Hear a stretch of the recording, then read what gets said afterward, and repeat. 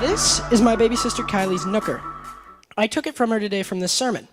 And even though I explained to her over and over again that it was going to be okay, that she had no reason not to trust me with this Nooker, she still cried, she still whined, she still bawled, just like any normal baby.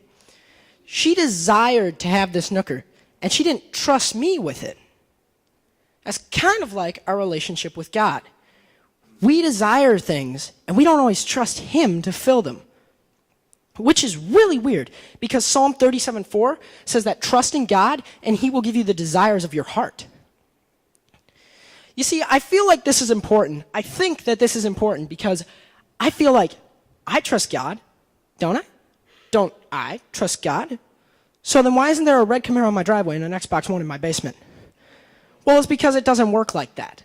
If we're going to trust God just so we get something out of it, does that sound right? No, that's not right. We shouldn't trust God for our own self-gain. So what does the Bible say about this? Well, a big example I think you all know is when Abraham was tested by faith in having to kill his only son. I don't think Abraham wanted to kill his son. I don't think Abraham had any desire to kill his son. But he trusted God. He trusted God's plan.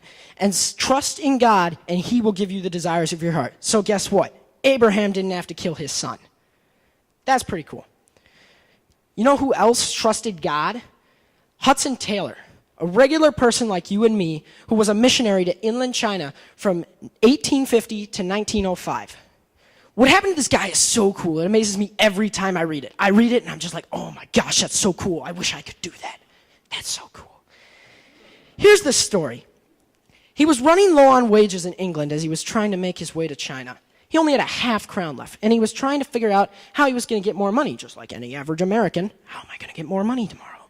Anyway, this Irish guy runs up to him, and he's like, oh, help, please. You must come and pray for my wife. She's sick, and we have 7 children. Please. Hudson wished he could have given the man the money. He wished he could have split it into thirds. And he was like, okay, I'll come pray for you. I'll come pray for you. That sounds good. He had wished he had split it into thirds so he could give the man a third of what he had. And by the end of praying for that man's wife, he was so trusting in God, he felt so relieved that he was willing to give the man that whole half crown. This is the best part. The next day, a letter came for him in the mail with no return address. He wondered where it could have come from and why it came. When he opened it up, 2 of the finest and most expensive leather gloves he had ever seen fell out, along with 4 times what a half crown was worth. That is so cool.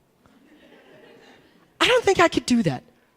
I don't think I could give God all my money and be like, okay, God, here you go. I'll just expect 4 times in return tomorrow. Maybe next day. But that doesn't work like that now, does it? He had to trust in God to do that. I don't feel like I could, like I said. But I guess I kind of already have. I went on a missions trip to Texas, which you all probably know, because we all went on a missions trip to Texas, a lot of us.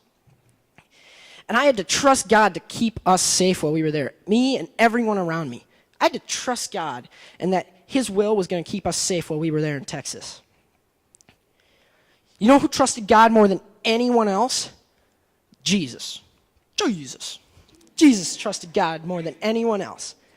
In Luke 22:39 through 46, more specifically verse 42, if you want to flip there, Jesus said, not my will, but yours be done. But before that, he also said, Father, if you're willing, take this cup from me. So he was saying, I don't want to do this. I don't want to die. He had no desire to die. No one here desires to die. You should probably get some help if you do. But he trusted God's will. He trusted in God's plan.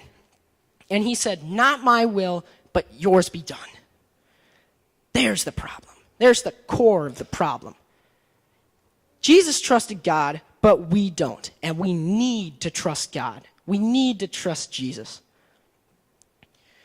So I'm challenging you to try trusting in God for a week. Wake up each morning and pray, God, I trust you. I trust your plan and your will. So not my will, but yours be done. Amen.